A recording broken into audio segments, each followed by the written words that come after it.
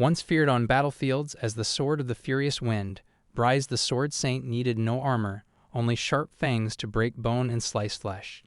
Now reborn as Ellamy Oldingham, a small child who can't even cut his own meat, he sits at the royal table, scowling at a too thick steak, far too thick for any noble to handle. In his past life, it would have been shredded without effort. Once called a demon on the battlefield, a mercenary who clawed his way to the rank of state sword master, Ellamy remembers how thrilling that violent life was right up until he died and was reborn in this puny body. The muscle memory of his former self makes it even harder to control this new strengthless form. Suddenly, a hand smacks the back of his head. It's Leonard, the first prince, scoffing that no matter how old Ellamy gets, he's still a stray mutt. Alan, the second prince, adds that at least he's stopped eating with his hands, so there's some progress. Chewing with quiet irritation, Ellamy thinks he'd love to serve them a knuckle sandwich instead of bread. Their father, the king, watching from across the table, asks if he's doing okay, reassuring that it's not that bad and reminds him that even Sword Master Bryce once cut through a plate while eating, claiming his table manners were wild but full of spirit. Ellamy mutters they shouldn't glorify old blunders to children, and when the king asks what he said, he deflects with a polite nothing, father. The irony isn't lost on him. This very king, once a fresh-faced monarch while he stormed the battlefield, is now his parent. Alan remarks that Bryce was a commoner who probably learned both swordsmanship and manners the hard way, prompting the king to chide him for insulting the dead, especially a hero who once saved the nation. Alan apologizes for his earlier comment, but Ellamy silently fumes, thinking the prince acts too sanctimonious for someone who hides cruelty behind manners. In his past life, such arrogance was common among knights, but seeing it in royalty makes Ellamy question if defending this kingdom was ever worth it. Just then, Queen Elena agrees aloud with what he murmured, scolding gently that such talk isn't right and urging everyone to eat peacefully. Calpus backs her up, reminding them that family should support each other. Alan bows his head and apologizes again, prompting Elena to smile, and Ellamy, despite everything, smiles back, thinking she truly is kind, although even his older brothers used to yell at her. Still in this life, the one who frustrates him the most is his overprotective mother. When he asks to learn swordsmanship, she bursts into tears and hugs him tightly, crying that royalty shouldn't wield swords and she could never allow it. If he were to get hurt, she says she'd die. Ellamy, trapped in her arms, finds her affection overwhelming, yet his soul remembers the weight of swords and the blood of battle. He was born to wield a blade. After much effort, he finally convinces her to hire a private fencing instructor, but during practice it's clear he's far more skilled than his teacher. The instructor even admits that Ellamy is a genius. While his body slams into the ground during sparring, he grits his teeth, suspecting that his mother intentionally arranged for a weak instructor to hold him back. He longs to be truly trained, to break out of this cage. As Elena pats his head and calls him adorable, he feels like a bird stuck in a gilded prison. Meanwhile, from the doorway, Leonard watches the scene with jealousy, resenting how much attention their mother lavishes on Ellamy. Just then, a maid reminds the queen it's time for royal duties. She gets up, tells Ellamy to be good, and walks off. He silently celebrates finally being free, but Leonard suddenly storms in, shouting from behind a book. If he's so desperate to wield a sword, why not just hide his identity and enroll in the Knight Academy, an exclusive boarding school for aspiring knights? The idea immediately clicks. A boarding school? A Knight Academy? He's surprised such a thing even exists. Leonard mocks him, saying their father just established it this year and that swordsmanship is part of the curriculum.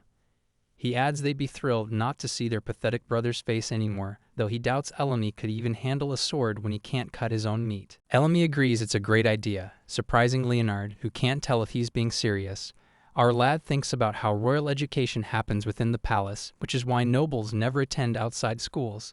But this academy means he won't have to look at his idiot brothers again.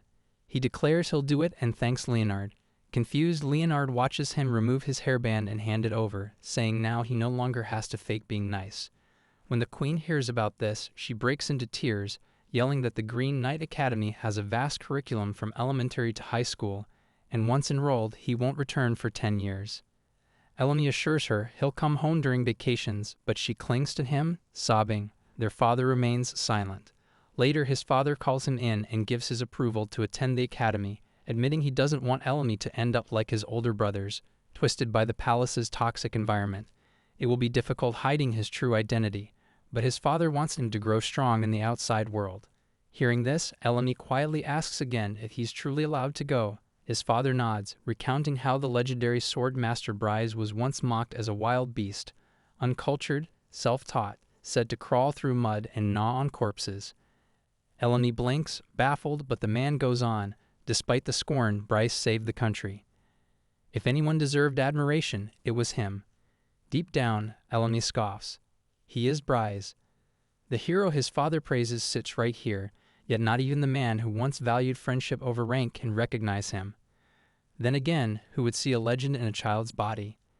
His father goes on, saying Bryce rejected the rigid traditions of noble fencing and forged his own path, one the noble scorn, yet one that reshaped swordsmanship and helped save the country. That is the kind of strength worth following. That's also why the capital is filled with statues of Bryce, the unsung savior. Eleni cringes at the thought. Please stop, he groans internally. How many copies of his own face does one country need? At last his father tells him not to worry about his mother. He'll explain everything to her. The lad bows slightly and thanks him. Spring arrives in the capital city of Galliant, and just as Elemi is preparing to leave, Queen Elena rushes over, yelling that it's too dangerous for him to travel alone. She begs to assign a bodyguard, but he refuses, saying if his royal identity is exposed, he'll become a target. Tears streaming, she shouts that if anything goes wrong, he must return home immediately. With that, he climbs into the carriage and sets off, eyes fixed ahead. As the carriage rolls on, Elemi decides to take the entrance exam for the Royal Knight Academy in the academic city of Rein. At the gates, he surveys the lively crowd, students of all ages and classes gathered under the Academy's unified system from elementary to high school. He reminds himself he's here for the elementary-level written exam, but the moment he sees the test paper, his motivation fades. Raising his hand, he asks to withdraw.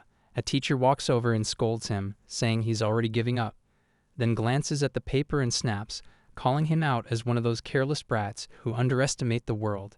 As Elemi leaves the room, the teacher clenches his teeth, clearly irritated, thinking how annoying this boy is. Soon, the next round is announced, a practical exam.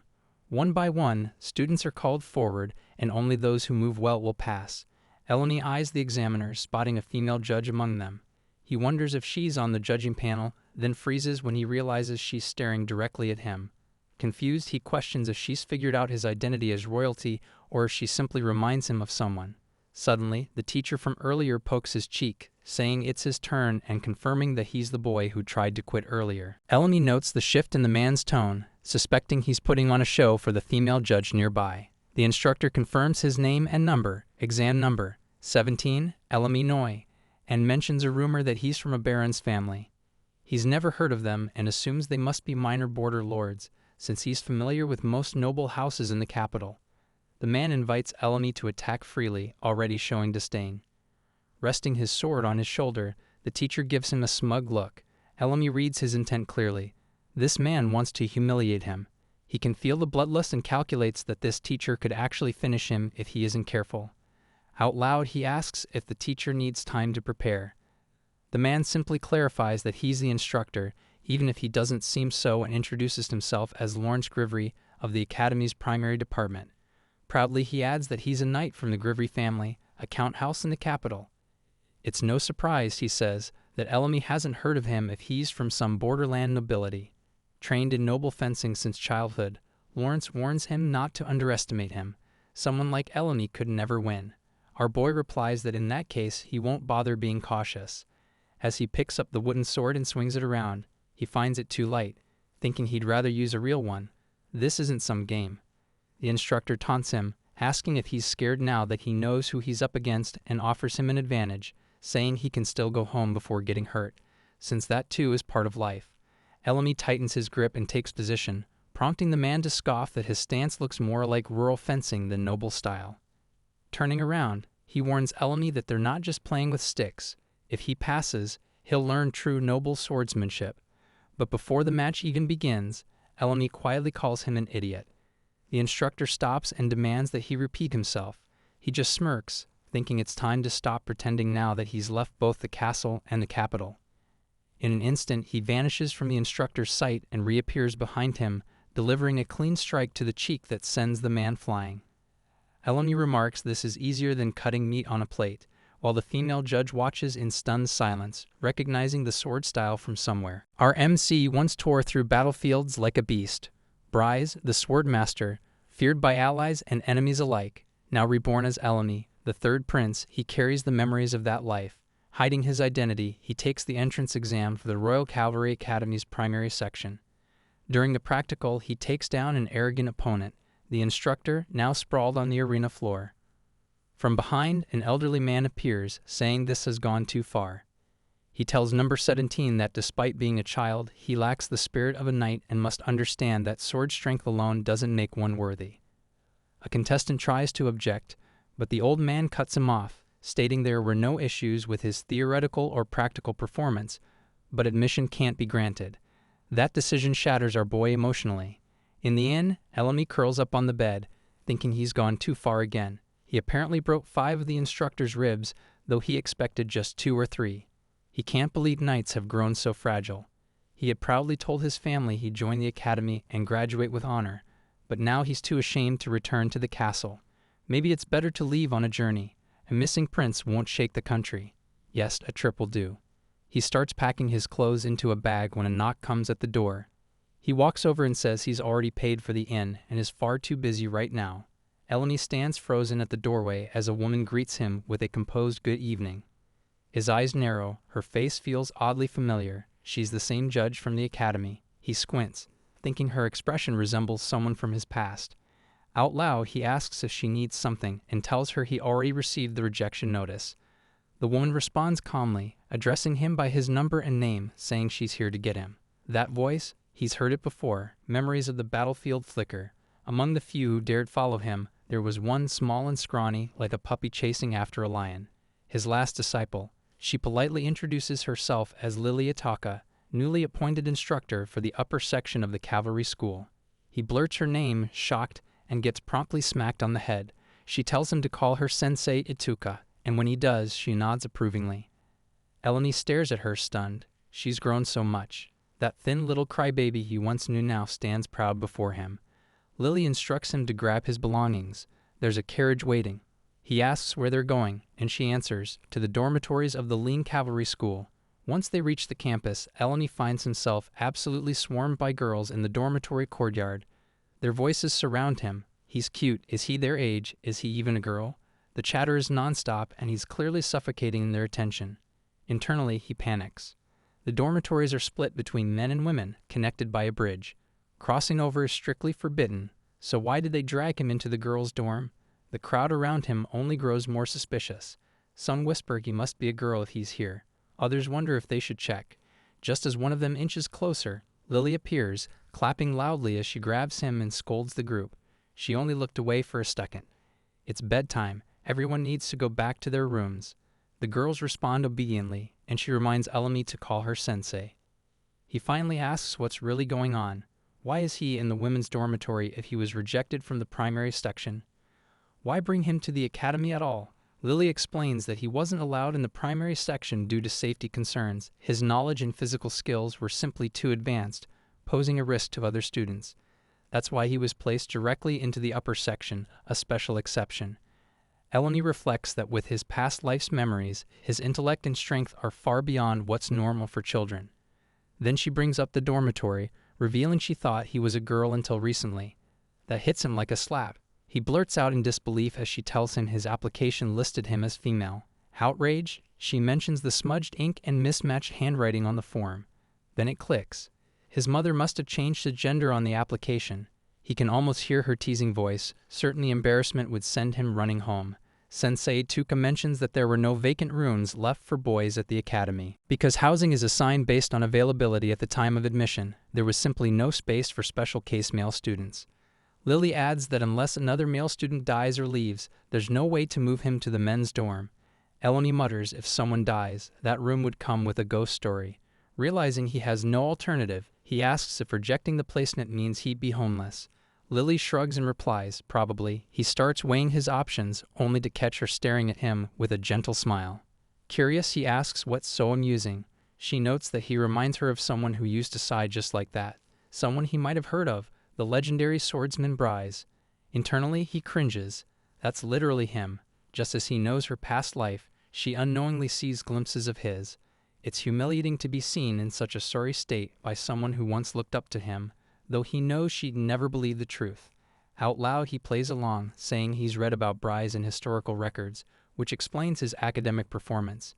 Lily admits she was stunned by his achievements, especially at his age. He recalls how she once followed him around the battlefield like a loyal pup, copying his swordplay and surviving even after losing him as her master. Then, out of nowhere, he asks a question that's haunted him. How did he die? Elamy shakes his head with a sigh, turning his thoughts to the dormitory situation. If he were younger, maybe the lively environment of the girls' dorm would be amusing, but mentally he feels like a grandfather compared to these energetic teens.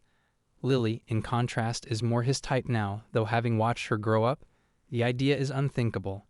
To him, she's nothing more than a disciple. As she leads him down the corridor, girls pass by, waving and wishing good night. He casually asks if she's made any friends. She answers no, saying she only met them yesterday, but quickly became popular after her dramatic display on the battlefield against the Republic. He reflects with disbelief. She kept fighting even after his death, despite being a woman in such brutal conditions. She shares that King Kelpas once wanted to name her the second legendary sword, and at that he blurts out in shock, the second legendary sword. But she quickly dismisses the idea, saying she's nowhere near Bryce's level.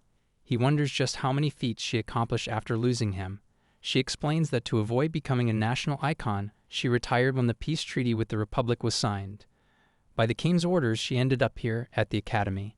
He watches her and thinks bitterly, "What a foolish old man I was. My disciple has been carrying so much." She admits that rumors of her transition from soldier to student spread quickly, which is why everyone already knew her before she arrived, making things quite awkward. Feeling guilty, he mutters an apology. She blinks and asks why he's saying sorry. Before he can answer, they reach a room. She announces that they've arrived, and this will be his new space. He steps inside and is stunned.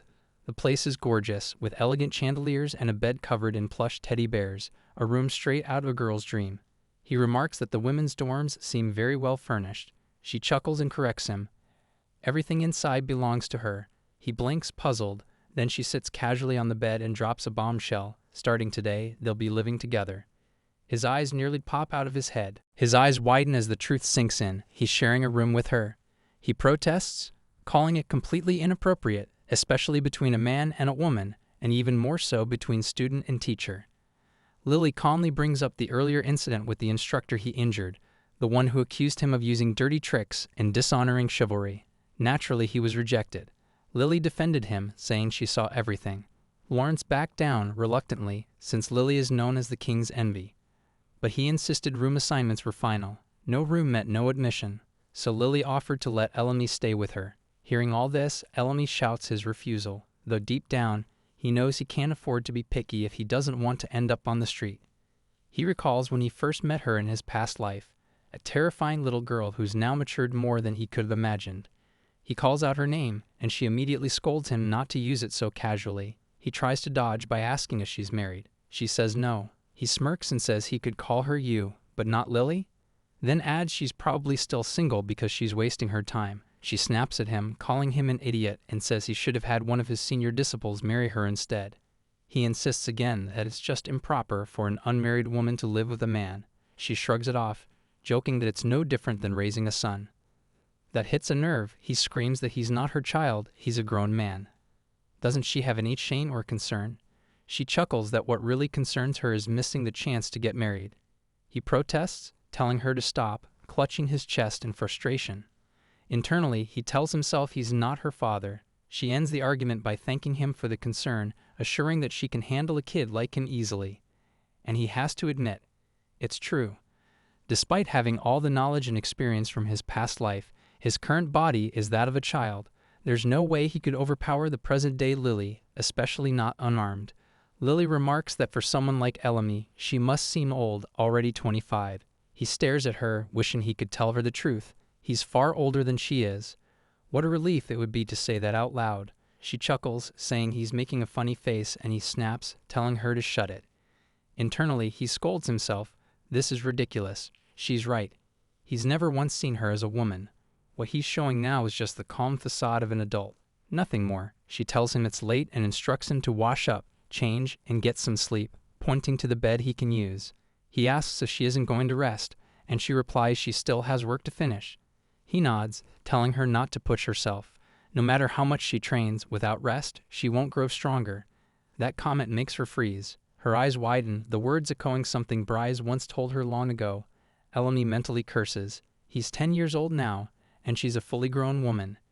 Isn't this dynamic completely reversed? How is he supposed to talk to her now? He apologizes, awkwardly telling her to forget what he said. She's still stunned, managing only a confused yes or no. He raises an eyebrow and asks which one it is, but she doesn't respond. Instead, he quietly changes and returns to find her scribbling something at her desk. His thoughts drift back to the past. He recalls his harsh voice barking at the recruits. Take what works from other styles and make it your own. Keep swinging, stay moving, wait for the enemy to slip. If the spirit breaks, roll forward. If they're strong, break their flesh, crush their bones. Your fangs will find their mark. But above all, survive. Above all else, live. There's no single way to live. That was his only true lesson. Eleni watches in silence, thinking most of it sounds like theatrical nonsense. Yet despite the criticism their unorthodox methods once received, mocked as beastly by noble knights, it was his disciples who survived. That was his legacy. In the end, they may have taken lives, but they saved many more, and that is the pride he left behind. Eleni mutters under his breath, "Well done for surviving." Lily glances over and asks what he said, but he quickly dismisses it with a quiet nothing. He leans back onto the bed, sinking into a sea of teddy bears. She casually tells him to move the stuffed animals aside and scoot over a bit. But he's caught in his thoughts, wondering why she never asked for things like this in her past life. All he ever gave her back then was a sword, never anything soft or comforting. Looking back, he realizes he probably took more from her life than he gave, including the simple chance to live like a normal girl, maybe even to get married. Snapping out of it, he clears the bed and asks if it's fine now. She nods, then points out he needs to move himself too. There's no space if he stays in the middle. He nods with a clueless "oh," then freezes. Why is she assuming they're sharing the bed? She shrugs, saying it's cramped, but he'll have to manage until another bed opens up. Besides, she likes cute things, so he shouldn't worry. His eyes widen. Cute? Is she lumping him in with the teddy bears? Without a word, he slips off the bed and lies on the floor, muttering that he'll sleep there instead. Later, as he dozes off, she quietly picks him up, apologizes for waking him, and gently lays him back on the bed, insisting a child shouldn't sleep on a cold floor. It's bad for his health. Resisting is pointless. She instructs him to sleep by her side tonight. He squirms and shouts back not to say such nonsense, mentally groaning that he definitely didn't raise her to grow into such an indecent woman. She places him gently on the bed, chuckling softly as she says she once said the exact same thing when she was young. He frowns, confused, and asks what she means. She begins calmly, saying it was before a man brought her to his inn. That alone makes him jolt upright. But her next words hit like thunder. When she was around 10, a man stripped her naked, poured water over her, dressed her in light clothes, and tossed her onto a bed. Horrified, he yells in shock, demanding to know what she's talking about. She raises a hand, sighing in exasperation, and admits she should have explained it sooner. That man did nothing inappropriate. He only gave her a bath, clean clothes, and a warm bed to sleep in. His only intention was kindness. As she speaks, the pieces fall into place in his mind. He remembers now he was that man. The memory resurfaces clearly. A defiant little girl soaked in mud, refusing to cooperate. Eleni murmurs softly, apologizing under his breath. Bryce was a man who knew only the battlefield. He should have acted with more restraint, more ethics. Lily calmly responds that she never said it was Bryce. His eyes widen, and he tries to cover himself with a vague excuse, but she cuts him off, confirming that it was indeed Bryce, then asks how he knew. He reasons that since she was his disciple, it wasn't hard to guess. She agrees, describing Bryce as rough, careless, and reckless. He winces at the bluntness, thinking she didn't have to be that honest. With a playful poke to his forehead, she says that as his disciple, she's bound to follow her master's footsteps, and there's no escaping that. Whatever doubts or insecurities he might feel, she's already lived through them. To her, it was just kindness, nothing more. They lie on the bed, silent for a moment. He eventually says that if Lily believes that, then it must be true. She immediately corrects him, reminding him to call her instructor. He agrees with a quiet yeah, and then she muses aloud that the two of them, a Bryce and Elemi, are so alike, rough, reckless, and careless. The only difference is in their faces and their ages. He holds his breath, thinking to himself, "No, we're the same. We are the same person." She continues, her voice wistful, saying she wished she could have stayed with Bryce for years, maybe forever. But she believes he would have wanted her to put down her sword someday and settle into a quieter life. Their age gap was immense, more like father and daughter than anything else. Still, she never cared for formality. Whether their bond became something romantic or remained that of master and student, she would have been fine with either, because in the end, they were formless swordsmen. His heart clenches as he realizes he never truly understood how she felt back then. Did she think about him in his final moment? The truth is, he has no memory of how he died, and it drives him mad. She confesses that even if their relationship had no defined shape, she only wanted to stay beside him. But she can't anymore. She kept chasing, following in his footsteps, but no matter how fast she ran, she could never reach him. Bryce had gone too far ahead.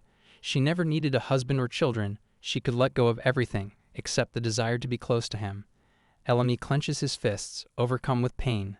Bryce is already gone. She cannot become his wife, and so he stops himself. She catches her breath, then whispers that these words weren't meant for him to hear, so she shouldn't go on.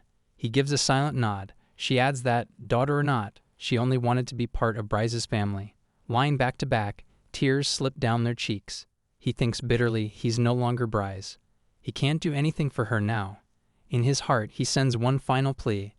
If any God exists, erase her memories of Bryce and let her be happy. The next morning, he wakes up with a stretch, joints cracking behind him.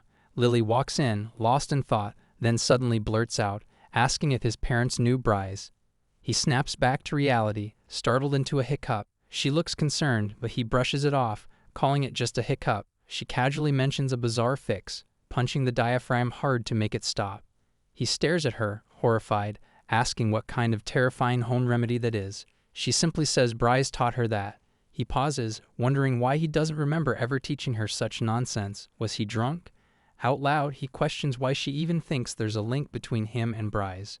She says it's because the stretches he does are the exact ones Bryce used to do.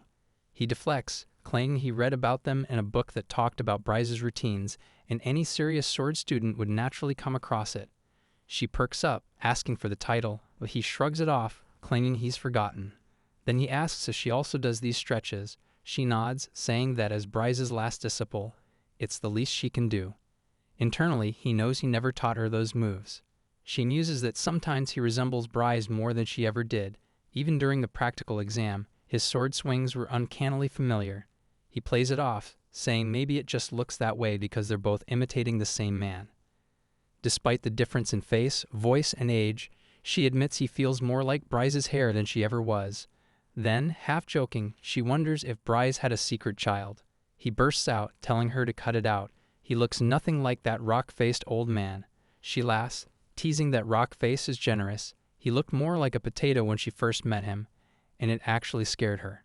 Watching her laugh, he thinks to himself, it's the same laugh as back then, but now her eyes are different.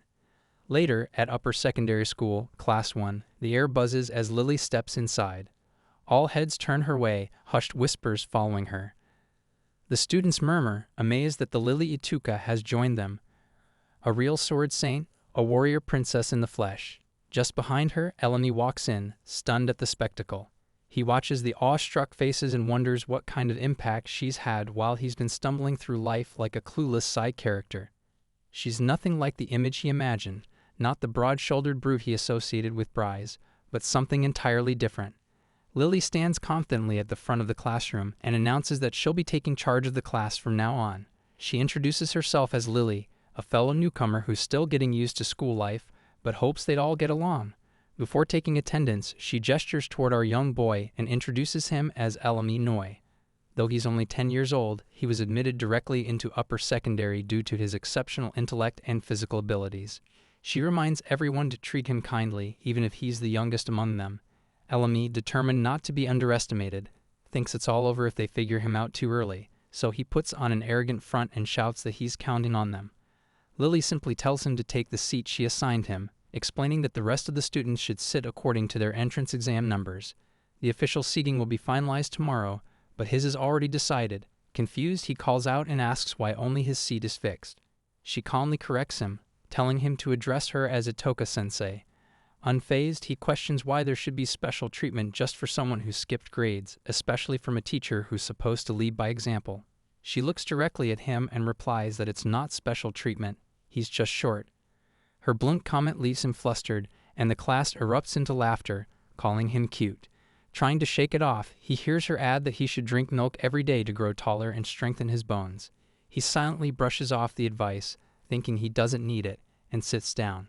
As he opens his book, he reflects that even with his past life's memories, upper secondary studies could still expose him if he's careless. He must stay sharp.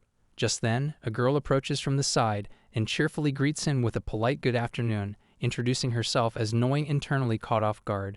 He thinks her name sounds like Now Now and asks if she needs something. She leans in with a grin and asks Elemi if he wants to team up. He blinks, confused, and repeats her words, wondering what she means. Without waiting for an answer, she suddenly grabs his hand, pulls him closer, and pins him against the wall with a whisper that no one else knows yet. It's a secret. She explains that unlike the lower secondary level, Lean's upper secondary school of chivalry includes real combat training. He raises an eyebrow, asking if she means fencing drills, noting the admission booklet already mentions sword training starting in elementary. But she shakes her head. This isn't practice, it's actual combat. He stares, stunned. Real combat? Does she mean a battlefield? The thought makes him scoff internally. If students were being sent off as soldiers, his enrollment would have never been approved. She laughs, clarifying, it's part of the dungeon curriculum. He repeats the term, confused, and asks what that even is. She warns him to keep it to himself. It hasn't been rolled out in other schools yet. It's being tested here as part of a new experimental curriculum. Officially, the purpose is to defeat monsters inside a discovered dungeon and secure the surrounding area. He catches the word officially and questions it. She smirks, calling him sharp for a grade skipper, then explains further. Dungeon conquests are typically the job of knights and experienced adventurers, but even they sometimes fail miserably. In some cases, they run into ancient monsters guarding treasure hoards. There's even a legend about a dragon that went berserk after thieves stole its treasure during its slumber, torching an entire nation in its fury. After that, most countries adopted a policy of sealing dungeons to prevent treasure hunters from provoking such threats. However, how seriously that's enforced depends on the strength of the monster inside, and so the responsibility gradually shifted to the Knight Orders. He finds it hard to believe that students would be trusted with such an important responsibility, but the fact that the dungeon curriculum isn't even mentioned in the admission booklet makes her story more convincing. Either Lean's chivalry school has extremely high expectations placed on it, or the Order of the Knights is simply understaffed. Still, he wonders why countries go to such lengths for dungeon exploration, then recalls that, historically, dungeons have played a key role in national development. Despite the dangers, they're valuable resources, and exterminating monsters might be the perfect chance for him to test his weakened body. But he doesn't want anyone dragging him down. He asks her why she even wants to team up with someone like him, a scrawny kid with a big head who'd probably just be a burden. He thinks it's better to be alone, even if it's lonely. She just smiles and teases that he killed instructor Lawrence during the practical exam. His eyes widen and he yells that he didn't kill him and begs her not to spread nonsense. She hushes him, telling him not to shout so loud. He demands to know how she found out what happened at the exam venue. In response, she suddenly hugs him, calling him cute and skillful, saying there's no reason not to team up with someone like that. Her words make him wary.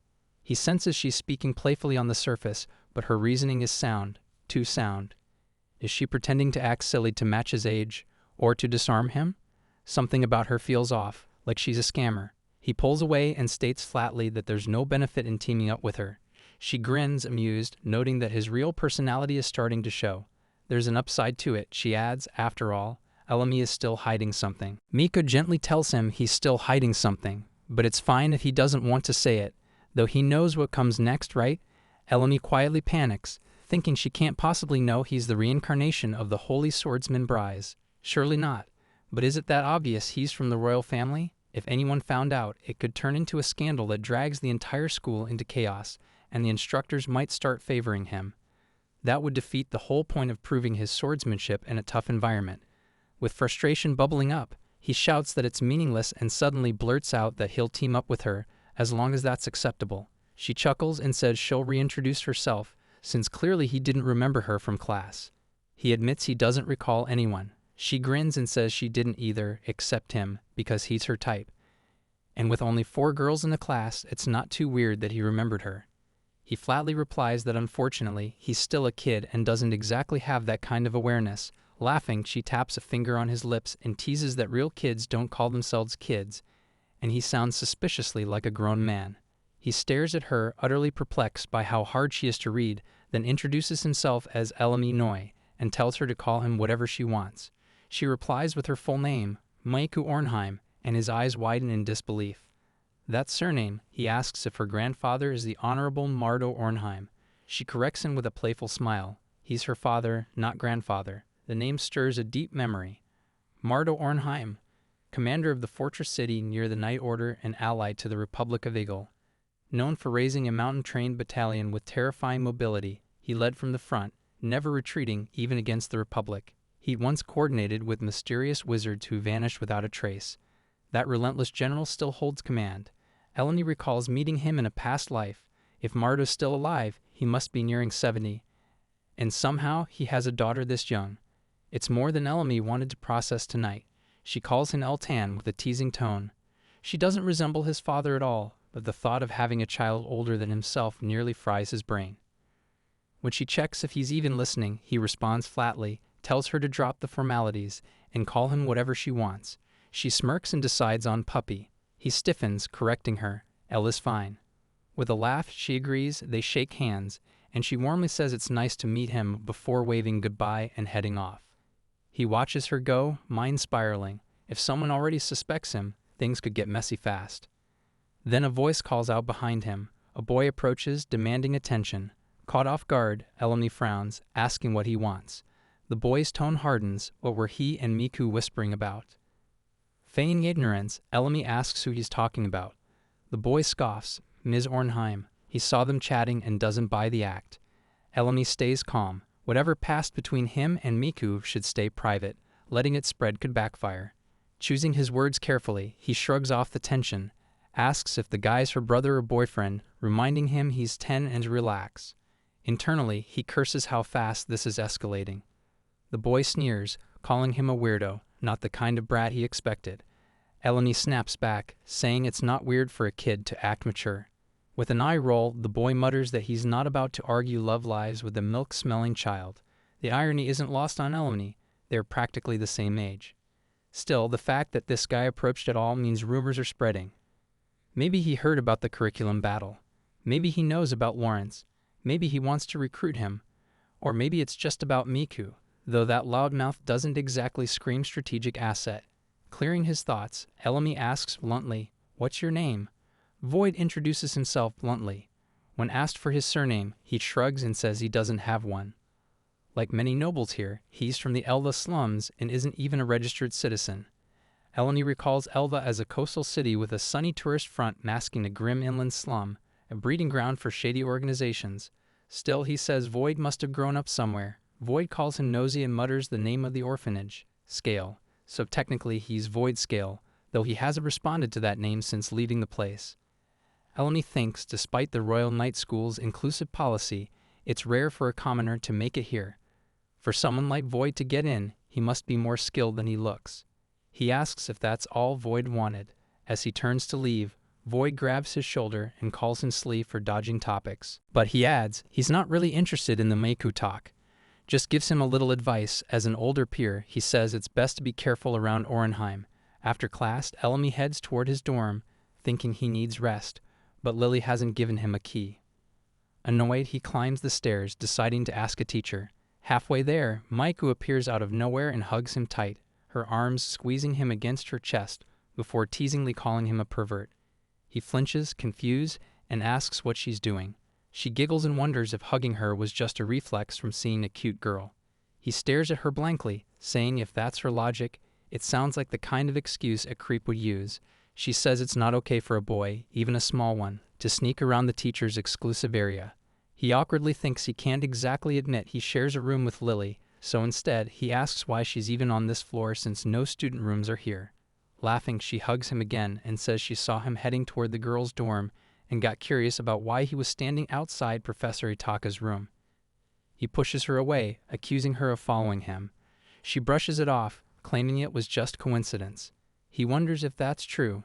It seems she didn't notice his talk with Void. She's unpredictable. She promises not to tell anyone and says he's welcome to visit her next time. He questions if someone like her could have followed him without him sensing it. Has he dulled? She teases him again, asking if knocking on Lily's door might have made him the suspicious one. Now that she mentions it, he does start to feel like the shady one. The next day, class gathers around a table full of weapons.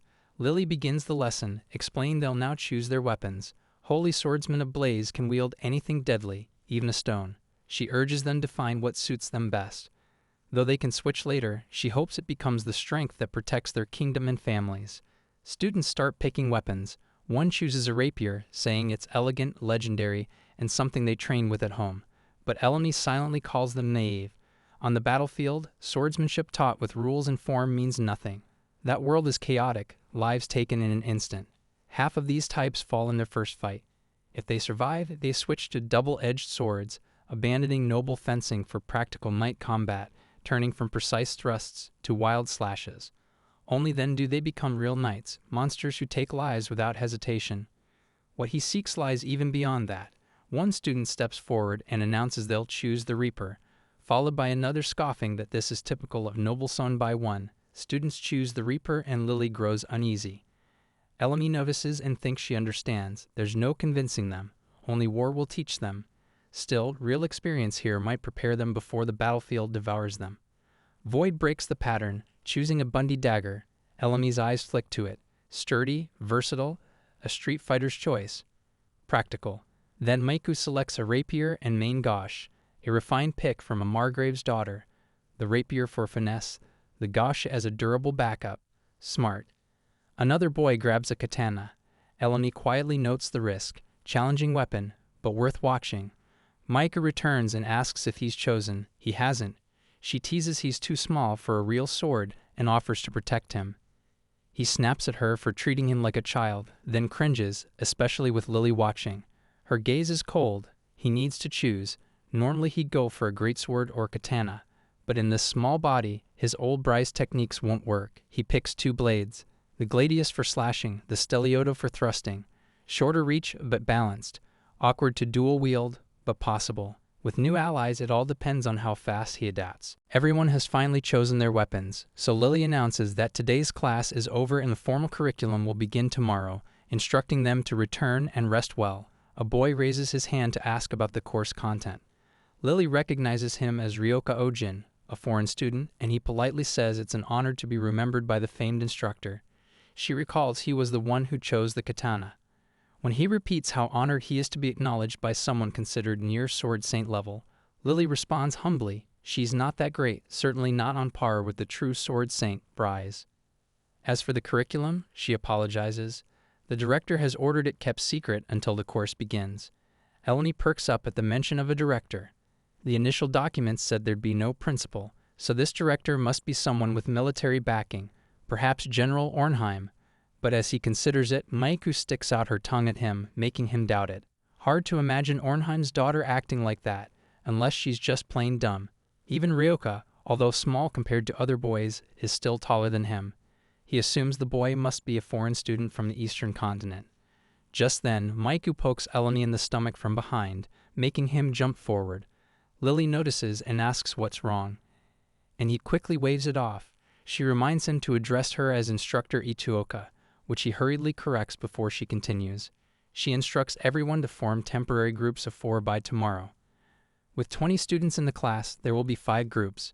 Although not mandatory, she advises girls with lower physical strength not to cluster too much in the same group.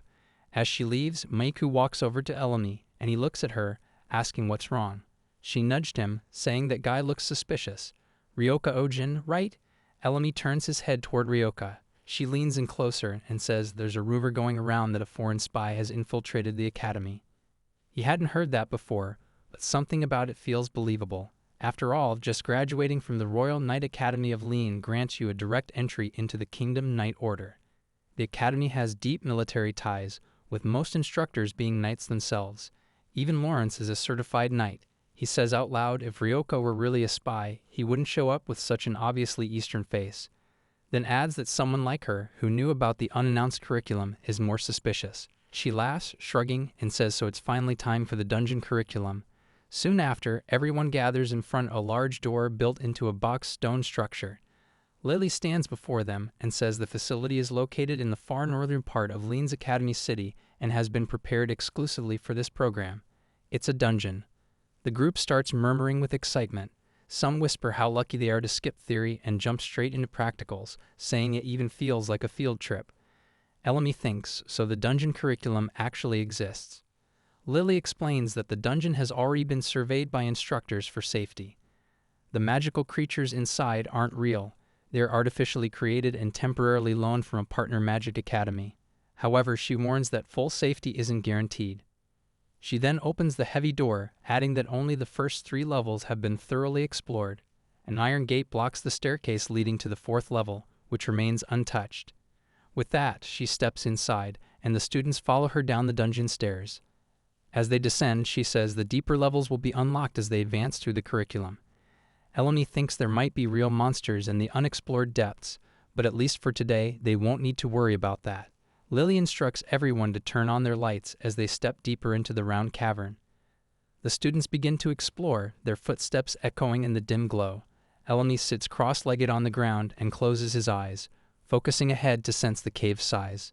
He notes how the echoes fade instead of bouncing back. It's far more expansive than he expected.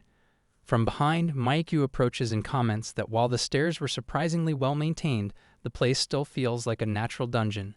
He agrees, then reflects on what he knows. There are 2 types of dungeons in this world, natural ones like caves and forests, and ancient artificial ones whose origins predate known civilization. Natural dungeons offer little value but often harbor dangerous creatures and can become monster nests.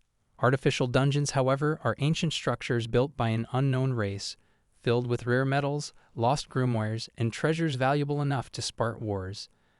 Though some are overrun by outside monsters, most are guarded by powerful core protectors. Based on what he's seen so far, Elamy figures the dungeon was chosen for its relative safety, likely intended as a training ground. Still, some students murmur nervously, unable to see the cave's end. Just minutes ago, they were buzzing with excitement. Now, unease settles in. A calm voice speaks from behind. Void. He asks if it's okay to scout ahead alone. Elamy notes how composed he seems, unlike the others. But Lily quickly shuts that down. She reminds everyone that moving carelessly could trigger magical creature attacks. While no one is expected to die here, injuries are a real risk. All students must form groups of 4, just as instructed, and she firmly tells them to refer to her as instructor. Void shrugs, saying he didn't bother joining a group and has no interest in babysitting. Lily sighs and scolds him, calling him a handful. He scoffs, asking if she's seriously treating him like a child. Meanwhile, Mizu turns to Elamy with a mischievous grin, suggesting they ditch the rest and go ahead, just the 2 of them. He looks at her, unsure if she's serious. She leans in and calls him dependable, teasing that his face is surprisingly soft. Irritated, he pulls back and tells her to stop clinging to him. She only grins wider and jokes. Embarrassed and flustered, he bolts away, yelling that it's not happening. Internally, he fumes. Beast mode is for battles, not whatever that was supposed to be. She follows, poking at him and claiming he looks too bite-sized to ignore. When she reaches out again, he finally snaps, telling her she's crossed the line.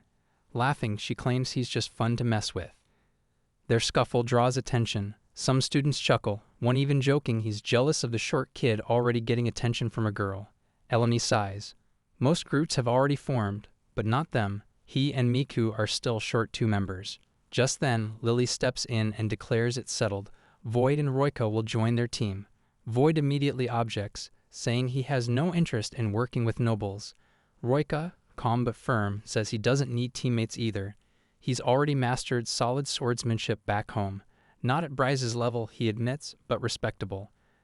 Their pride quickly sparks a clash. Snide remarks fly until Lily raises her voice sharply, cutting through the noise. She warns them she won't repeat herself, join the group, or be excluded from the exercise.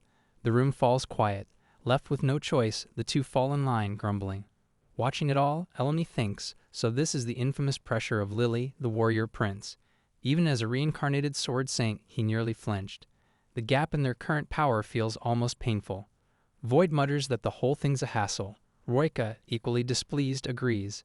Elemi sighs to himself. Teamwork is going to be a problem. Lily continues, explaining that within the dungeon, teams may move as full classes or smaller squads, but each group must have at least 4 members, or their exploration won't be graded. If someone gets hurt, it's everyone's responsibility to help. The instructors have already cleared out the most dangerous monsters, but some magical beasts remain, deliberately left to test them. The students nod in acknowledgement. Then Lily announces their mission, to investigate the ancient text carved into the iron door deep on the 3rd floor. And so begins the first-year class's exploration of Lian Dungeon. None of them realize yet that this simple field exercise is about to turn into something far more serious. Here I am.